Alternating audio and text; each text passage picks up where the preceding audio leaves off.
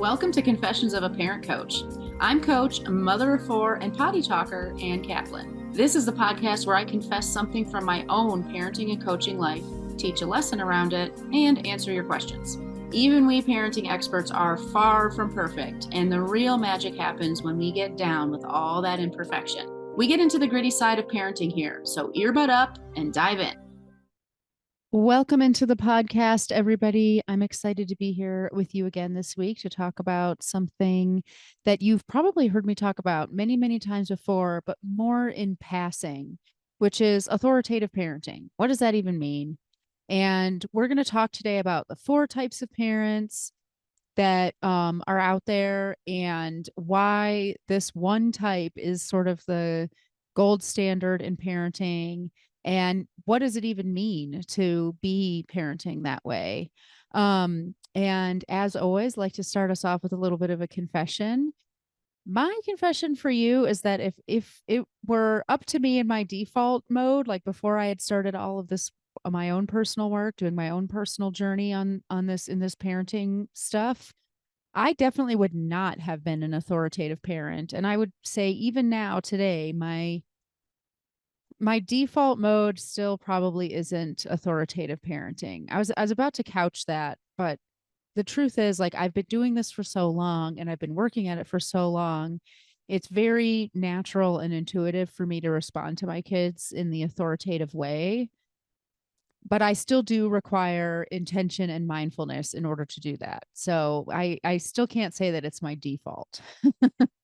And to be honest, I actually don't think it's anybody's default, because I don't think any of us were actually parented as authoritatively. And even if we were, every human being has an ego. And because of that, there are things that our kids do that are hard for us, or there are things about parenting that are hard for us. And those times when we're in those moments when things are hard for us, I don't think anybody's default way of handling hard times is authoritative. So let me back up. I'm going to back up. And before we start talking about what is authoritative parenting, we're just going to talk about these kind of, where did these 4 types of parenting come from? Like, how long has this stuff been around? Because it's been around for a long time. And you might have also heard me say many times in the past, it is so easy in the world of parenting to find whatever piece of advice that you've read or heard, to find 20 different conflicting things to that piece of advice. Like, it is very rare for parenting professionals and, parents and all of that stuff to all be in agreement about something. So a rule of thumb that I've always used for myself as a parent is, if you do find something that everybody agrees on, that's probably pretty legit, because it's so rare. And people coming at parenting from 17 million different facets, 17 million different agendas, and they all still arrive at the same conclusion. That's pretty solid. And authoritative parenting is one of those things. And this like idea of like these 4 types of parents and authoritative parenting being kind of the gold standard, this has been around since the 60s. It is not new. And even though there are tons of new things that have obviously come into our consciousness since the 60s about parenting, that bottom line, that fundamental gold standard, has actually never changed. Lots of new techniques on how to attain that gold standard, or lots of new opinions about what things get in the way of that gold standard. Lots of new ideas about things that feed into that gold standard. The gold standard has always been this. We keep coming back to this.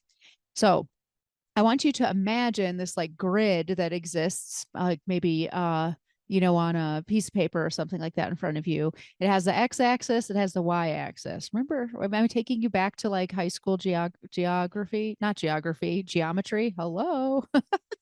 Geometry. Remember x and y axes, the horizontal and the vertical? I want you to imagine there's an arrow on the x-axis that is the degree of control, leadership, discipline in a parent-child relationship. And then I want you to picture that y-axis is the degree of emotional connection, emotional intelligence, attunement in the parent-child relationship. Now, I'm going to describe these 4 types of parenting, and I bet you're going to either be able to identify the kind of parenting you received or the kind of parenting that you're giving right now. So the least, I would say the least common kind of parenting for me to be dealing with is uninvolved parenting, which is the parent who has a low degree of emotional connection and attunement with their child and a low degree of control and leadership with their child. They're just checked out. They might not even be present. The reason why that I say that that's the least common isn't necessarily because it's the least common that exists in the world, but somebody who falls into that uninvolved quadrant isn't likely to reach out to a parent coach. So I very, very rarely deal with parents who are just not connected to their kid, not trying to manage or lead their kid. They are just coexisting with their child at best. I don't really see a lot of parents like that. It happens sometimes, but it's not very common for me. So I always like to talk about that type first so we can put that to the side and keep talking. So these next 2, I think, are actually the most common types. One is the permissive parent. This is the parent who has a lot of connection and unfortunately, because it's not in a healthy way, it becomes enmeshment with their child, but not a very lot of control, leadership, discipline, boundaries, that kind of thing in their relationship with their child.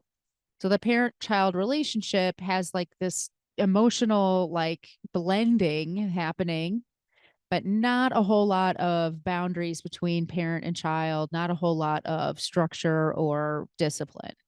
And that is what we call permissive parenting. And then the type of parenting that I experienced, and I can tell you a lot of my clients experience this, is the not authoritative, authoritarian parenting. And that is the parent who has a lot of control and discipline in their family, but not a lot of emotional connection and attunement with their child. And so they become that authoritarian parent, the parent who's kind of like the drill sergeant, the, tyrant, the dominating one. And many of us know what that feels like. And before I move on to authoritative parenting, which is, like I keep saying, the gold standard here, I just want to talk about what happens between permissive and authoritarian parenting, because it is, to me, something I see as almost like a pendulum that keeps swinging back and forth.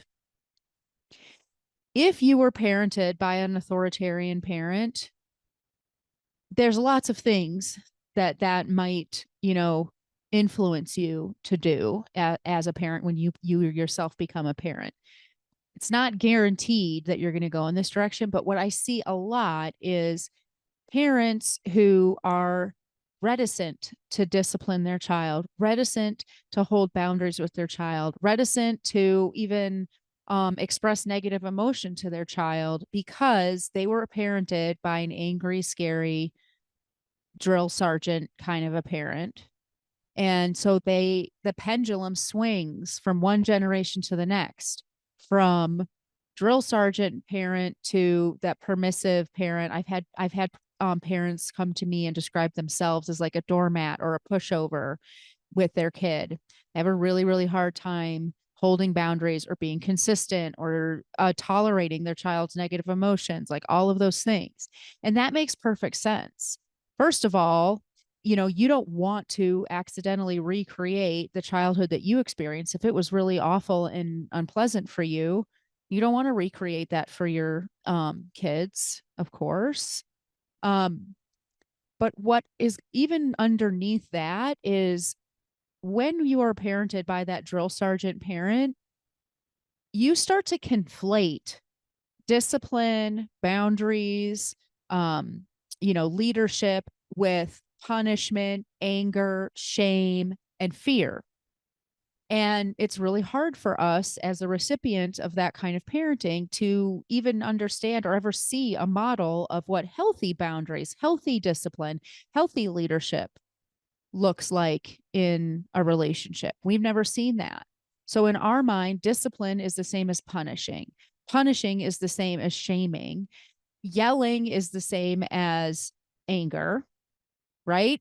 All of the experiences that we had when we were kids, we sort of like globalize them or generalize them to mean that it would be really mean and hurtful to my child for me to experience negative emotions around them, to ever be angry around them, to say no to them, to do things that might upset them, to allow them to be upset, to, hold a boundary in the face of them, trying to argue with me or trying to get it the way that they want it to be. I don't want to be like that. I don't want to be scary to my kid. And so you can see how from generation to generation, the pendulum switches. Because let's talk about what happens when you were raised by a permissive parent. Once again, not always, but I do see this happens, a lot of the time. I was raised by a permissive parent. So I actually never saw, you know, boundaries or discipline or leadership at all. And I saw my parent be, kind of a pushover. But by the way, this isn't my actual experience. I'm just hypothetically, this is what a parent might say to me. I was not raised by permissive parents. But you know, parents come to me and say, my mom had no control over our family, or my dad just was like a total doormat and we all walked all over him. And my house was so chaotic and everything was so crazy. And I felt like the monkeys were running the zoo kind of thing. It's not going to go down that way for me. And they wind up becoming authoritarian parents, that drill sergeant parent. Because what happens when a child is raised in a situation that's really out of control and chaotic, they can often become controlling. And then they grow up and have kids and they're controlling. And they don't want everything to be all wild and crazy like it was when they were kids. So they run a tight ship. And once again, since they never saw an example of healthy leadership and boundaries and discipline, they're just winging it. And what they're coming up with is a direct response, or I wouldn't even say it's a response, it's a direct reaction to what they didn't like about their childhood, right? How many people say, like, oh, my parents taught me exactly what not to do, right? This is how that pendulum swings back and forth between permissive and authoritarian. Then the next generation's permissive, then the next generation's authoritarian. But here's the thing, like, neither of those parenting styles is good for our kids. It's not good. Kids need both. And that's what authoritative parenting is. Authoritative parenting says, I do have a high degree of control and leadership and discipline and boundaries and things like that in my relationship with my child. And I have a huge high degree of emotional attunement and connection and intelligence with my child. I'm not codependent with my child and I'm not enmeshed with my child. Neither am I controlling and dictatorial with my child. I have the healthy version of both of those things. Authoritative parenting, now you can see why it's nobody's default. Oh my gosh, are you kidding me? Think about every interaction with your child. Are you able to keep in focus both of those things, your emotional connection and the discipline piece? It's kind of hard. And that's an understatement. And that doesn't even get at like all the stuff that we're bringing to parenting by being parented by those permissive or authoritarian parents ourselves and having to untangle all of our stuff. And this is why learning about this stuff is so profound, because I think all of us have a gut feeling. This is why that pendulum swinging exists. All of us have this gut feeling that it's like, I think it's supposed to be a little bit different than what I experienced, even if we had fine and totally normal and healthy childhoods. We often have this gut feeling of like, yeah, it doesn't feel like it was exactly right, but we don't know what does feel right. And we have our own emotions and we have our own stuff that we haven't sorted through yet. So we got that as part of the picture. We have maybe the negative experiences we had in our childhood that are part of the picture. And what we come up with is just like our best effort at kind of cobbling together. Well, what would be better than what I had? Well, my parents are always losing their temper, so I'm never going to lose my temper. Good luck with that. My parents are always screaming and yelling, so I'm never going to scream and yell. Or my parents were always trying to be my best friend, so I'm not going to do that. I'm going to be, you know, the mom and not the friend, or the dad and not the friend. Right. And so that's cool. But it's a lot of like this kind of DIY sort of try to just learn from what you didn't like kind of energy. But learning about this stuff in a more intentional way, like you're doing by listening to this podcast, or if you decide to work with me or come to a discovery call with me, take one of my workshops, whatever. Now we're talking about, instead of like, well, what don't I want? Instead of understanding what I'm running from, I can really look at what I'm running toward. And this is so solid after all of these many decades of it being in the zeitgeist, and after it being tested so many times by so many different parenting strategies and professionals, and after so many different approaches still landing at this same destination, that we can really feel super solid and grounded about this being where we're trying to get to. And all of a sudden, instead of our parenting being a reaction to our childhood, our parenting becomes a very thoughtful and intentional movement towards something instead of just away from stuff. Authoritative parenting allows us to do something like I call it, you get to be the heavy and the heart at once, meaning I'm the one who sets the rules and enforces the rules, but I'm also the one who's your emotional safe space. And I love the crap out of you while you experience the outcome of breaking the rules, or you experience the magical wonderfulness of following the rules. I get to be the disciplinarian and the not your best friend, but the emotional safe space, the person that you form a healthy parent child attachment to. It's this place that allows us to give our kids what they need, and in not so many words. It's really, really powerful. And I mean, it really can feel so magical when you're able to do both of those things. And what does that look like in practice? Well, like that control and leadership axis, that looks like delivering consequences without emotional intensity. It looks like creating a container inside of which your kid gets to make choices and experience the outcome of their choices. And that container is defined. It is predictable. It is sensical. It's not a moving target to your child. And that is exactly the kind of discipline that I teach my clients. It's the exact kind of discipline that kids really thrive with. What does the emotional connection piece look like? Well, also looks like managing your own emotions and doing your own work and all that good stuff so that you are calm and connected and truly attuned to your child in interactions with them. Those interactions aren't about me, they're about my kid. If I have emotions about what's going on with my kid, that's my job, and I take care of that and own that and take responsibility for that, instead of trying to manage or coerce or change my child so that I feel the emotions that I want to feel about them. Like, oh, well, you got an F in school and that makes me feel maybe embarrassed of you and worried about your future and frustrated that you didn't listen to me. And I don't like feeling embarrassed and worried and frustrated. So you need to get an A so that I don't feel this way. That is the vibe that many, many families have. And a strong emotional connection would say something like, wow, okay, you got an F in this class. Tell me about it. How do you feel about the fact that you got an F? And what should we do about it? And what do you want me to know about that? And how can I support you? And I'm actually totally cool as a human. Like, I don't actually need you to get good grades in order so that I can have the feelings that I want to experience.